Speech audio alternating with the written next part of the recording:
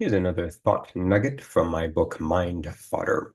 It's called Rusty Current, Life Lessons from a Cowboy and a Fish. Prologue.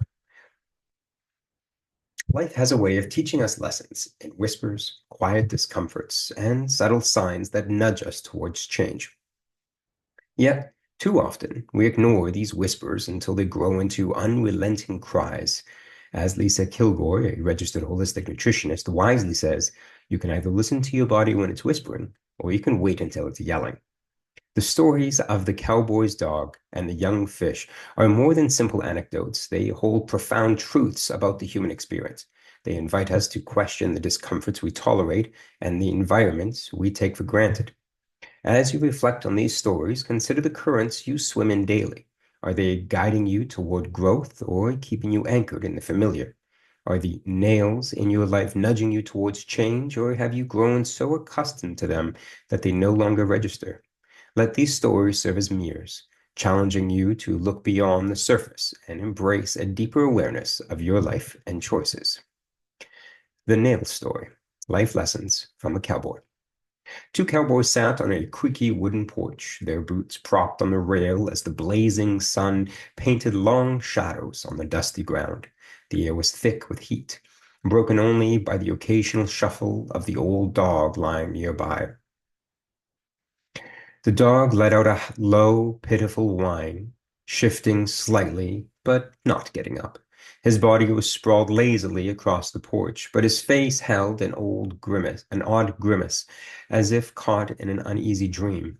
One cowboy, tipping back his hat to get a better look, nodded toward the dog. "What's wrong with him?" he asked, his voice as slow and deliberate as the heat of the day. The other cowboy, hardly glancing up from his mug of black coffee, gave a small shrug. "He's lying on a nail," he replied matter-of-factly, taking another sip. The first cowboy straightened up in his chair, his brow furrowed. "Well, why doesn't he move?" The second cowboy finally looked up, meeting his friend's gaze with a knowing smirk. "Don't hurt enough, I guess," he said with a chuckle, leaning back as if that explained everything. The Fish Story, Life Lessons from a Fish. Two young fish darted through the cool, rippling water, weaving between rocks and patches of sunlight that danced across the riverbed. The world around them was alive with streams of bubbles, flashes of color from other fish, and the soft rhythm of the current pulling them gently downstream. As they swam, an older fish, weathered and wise, passed by in the opposite direction. With a slight nod and a friendly tone, he greeted them.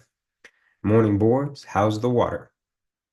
The young fish paused mid-swim, exchanging puzzled glances. After the older fish had disappeared into the blue, one of them turned to the other and asked, "What the heck is water?" For a moment, they both floated there, silent and unsure. The question lingered, unanswerable, and yet somehow unsettling.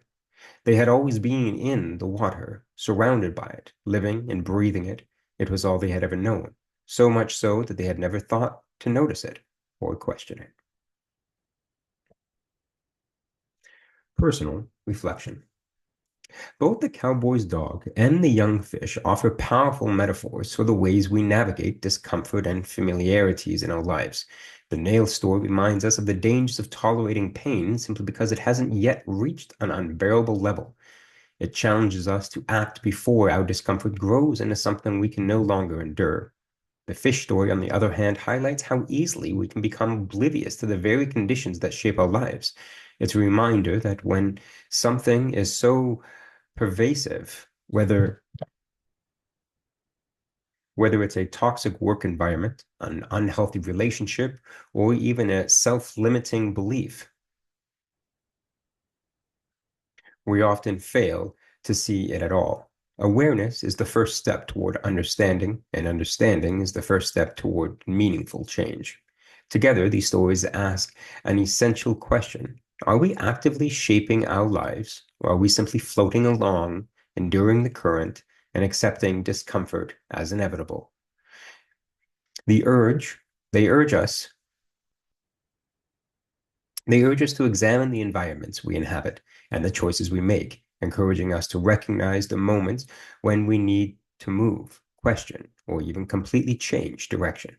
By reflecting on the nails and water in our lives, we give ourselves the gift of awareness. And with awareness comes the power to grow, adapt, and create a life that aligns with our values and aspirations. Looking Glass, personal reflection exercise.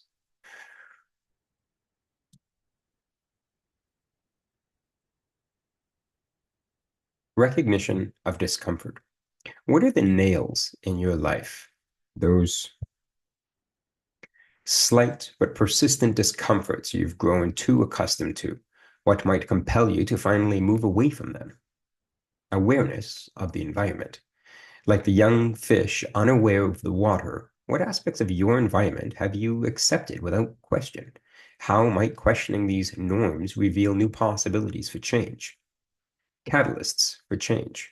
Reflect on a time when a sudden realization about your water or discomfort became too great to ignore. How did this awareness propel you to action? Steps toward change. Considering both the nail and the water, what small steps can you take today to change your situation? How can these steps lead to a more conscious and fulfilling life? Thank you.